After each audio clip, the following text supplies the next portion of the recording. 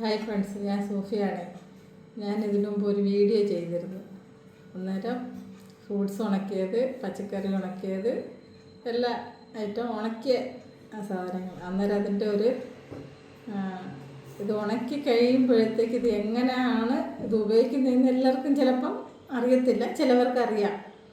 അതുകൊണ്ട് ഇത് എടുത്ത് വെള്ളത്തിലിട്ടിട്ട് ഇത് നല്ലോണം ഉണങ്ങിയിരിക്കും. പൊടിച്ച് കഴിയുമ്പോൾ നല്ല മാവ് പോലെ ഉണ്ടാ, നല്ല മാവാകും.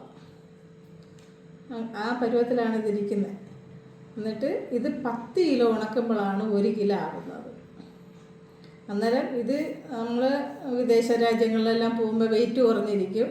പക്ഷേ ഇതിൻ്റെ ഗുണം അതുപോലെ തന്നെ, ഒരു ശകലം പോലെ മാറ്റം വരത്തില്ല, അതേ ഗുണങ്ങൾ തന്നെ ഉണ്ടാവും. അന്നേരം നമുക്കിത് വെള്ളത്തിലിട്ട് ഒന്ന് പരീക്ഷണം നിങ്ങൾക്ക് കാണിക്കാൻ വേണ്ടിയാണ്. ഇത് പയർ, ഉണങ്ങിയ പയർ.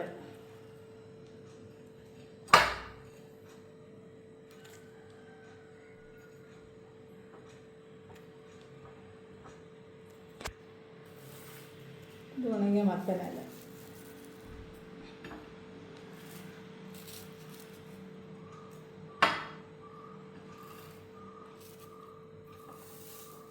ഉണങ്ങിയ ചീര.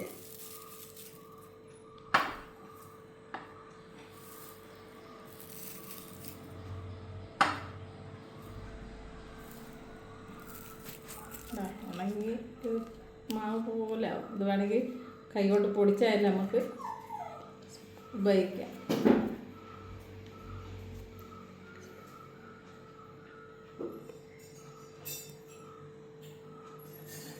ഇത് പെട്ടെന്ന് തന്നെ ഇത്രയും സമയത്തിനകം ഇത് നല്ലോണം പഴയ രീതി തന്നെ പച്ചയ്ക്ക് നമ്മൾ ഈ ഇല എങ്ങനെയാണോ എടുക്കുന്നത് അതേ രൂപത്തിൽ തന്നെ ഇല തിരിച്ച് നമുക്ക് ഉപയോഗിക്കാൻ പറ്റും.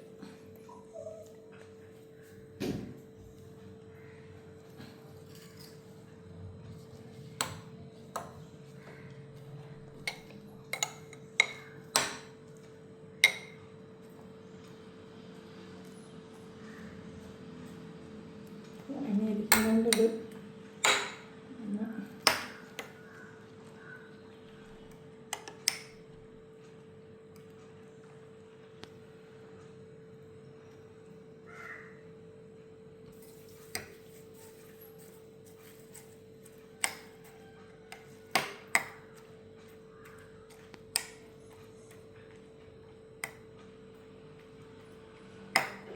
ചീരയുടെ കളർ ഭയങ്കരമായിട്ടുള്ള കളറാണ്.